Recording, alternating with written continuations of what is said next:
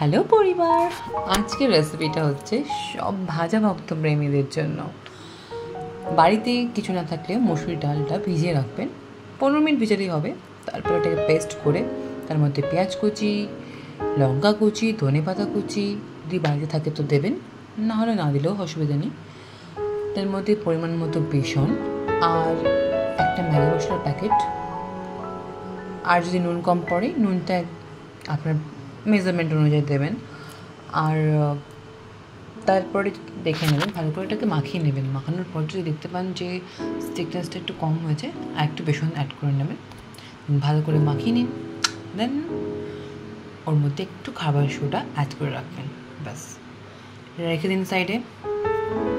এরপরে আবার পেঁয়াজ কুচি, লঙ্কা কুচি, ধনেপাতা কুচি দিয়ে একটু খাবার সোডা দিলাম, তার মধ্যে ম্যাগি মশলা আর বেসন দিয়ে কুচলে মেখে নিলাম। কোনো রকম জল অ্যাড করবো না। দেন একটা পোড়া কড়াইতে তেল গরম করতে বসিয়ে দিলাম। দেন চেক করছি যে ওটা তেলটা গরম হয়েছে কিনা।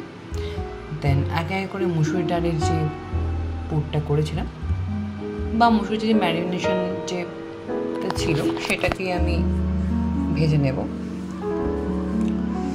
আপনারা ভাজাটাও আপনাদের মতো, কেউ নরম পছন্দ করে, কেউ ক্রিসপি পছন্দ করে, তো সেটা আপনাদের নিজের মনের মতো করবেন। আর হ্যাঁ, একটা টিপস দিয়ে রাখি, যদি আপনাদের বেশি ক্রিসপি চাই তাহলে এটার মধ্যে একটু চালের গুঁড়ি অ্যাড করতে পারেন, বা চালটা ডালের সাথে 1 চামচ চাল একটু ভিজিয়ে রাখতে পারেন, সেটা বাটলেও অসুবিধা নেই। দেন ভাজাটা তুলে রাখুন, তুলে দেখুন কি সুন্দর একটা লেয়ার হয়েছে। দেখুন, এটা আমি একটু ভেঙে দেখিয়ে দিলাম। তারপরে এটা হওয়ার পর সবগুলোই ভেজে নিলাম আস্তে আস্তে। এটা ভাজা ভাজার পর আমরা যে পেঁয়াজির জন্য যেটা দিয়েছিলাম, মানে যে বেসনটা করেছিলাম, সেটা এক এক করে বেছে নিলাম। আর বৃষ্টির দিনটা জমে যাবে, মানে একেবারে জমে যাবে। তাহলে আপনারা কিন্তু এটা করে রাখবেন, করে কিন্তু আমাকে কমেন্ট করবেন।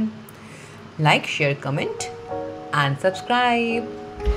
আর পারলে রেসিপিটা এক্ষুনি করুন, ঠিক আছে? মানে রাত্রেবেলা না, দিনের বেলা করবেন বা সন্ধ্যেবেলা করবেন, করে বাড়ির লোকে তাক লাগিয়ে দিন। আর হ্যাঁ, আর একটা কথা, মসুর ডালের বড়াটাতে আপনি সর্ষে বাটা দিয়ে রান্না করেও খেতে পারেন বা নর্মাল ঝোলের মতো খেতে পারেন। Tata, thank you for watching.